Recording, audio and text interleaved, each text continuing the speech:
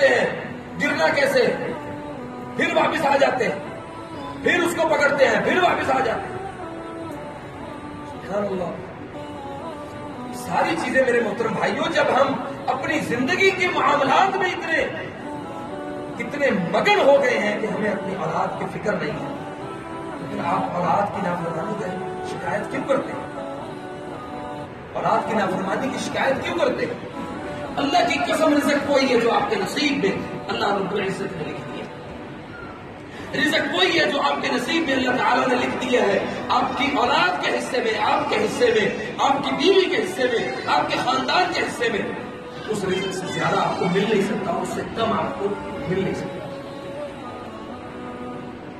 تو کیا ہمیں اس بات کا اہتمام کرنا چاہیے کہ ہم اپنی اولاد کے اوپر نظر رکھیں،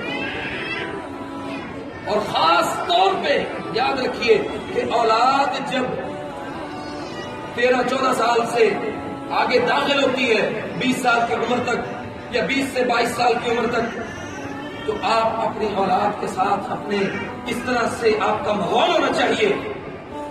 اور اولاد کا زمین میں فساد پیدا کرنے کا ایک سبب یہ بھی والدین اپنی اولاد سے بالکل بے پرواہ ہیں. اپنی اولاد کے معاملے میں ان کی برائی کو سننے کے لیے ہمارے کان بند ہو جاتے ہیں کہ ہماری اولاد نے تھوڑا کام کیا لیکن ہماری اولاد نہیں کر سکتی. تو بھائیو، اگر کسی نے آپ کو کہا ہے اس کی تحقیق کر کے اپنی اولاد کی، اپنے بچے کی اصلاح کرو. ایک شخص اپنی اولاد کی غلطی کو نہیں تسلیم کرتا، ٹھیک 3 سال کے بعد اس کو پتہ چلتا ہے اس کا جو بیٹا ہے وہ تو ہیروئن پیتا ہے.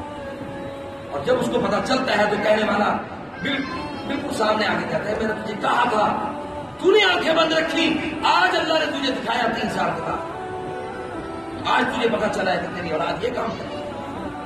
پھر ندامت کا، پریشان ہونے کا کوئی فائدہ نہیں. جب آپ کی اولاد گناہوں کی دلدل میں پھنس چکی ہو پھر اس کو نکالنا بڑا مشکل ہے.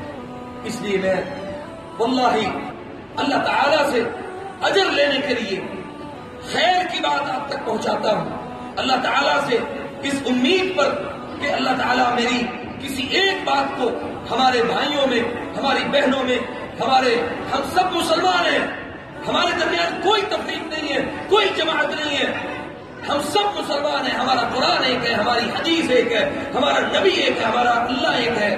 جب سب کچھ ایک ہے تو ہمارے درمیان تفریق نہیں ہونی چاہیے. اس کو سمجھنا چاہیے کہ ہم جدا کیوں ہیں، ہمارے راستے کن لوگوں نے الگ کیے، کون لوگ ہیں جو ہمارے درمیان تفریق پیدا کرنے والے ہیں. اگر اتحاد کی، اجتماع کی، قوت کی بات کرتے ہیں تو ہمیں ان باتوں کو زیادہ نہیں تو تھوڑا سا ہمیں ضرور سمجھ لینا چاہیے. اور اس کے لیے اپنی اولاد کی تربیت کریں، اپنی تربیت کریں، اپنے گھروں کی تربیت کریں. اللہ تعالی ہمیں سمجھنے کی، عمل کرنے کی توفیق عطا فرمائے. اقول قولی هذا واستغفر الله لي ولكم ولسائر المسلمين فاستغفروه انه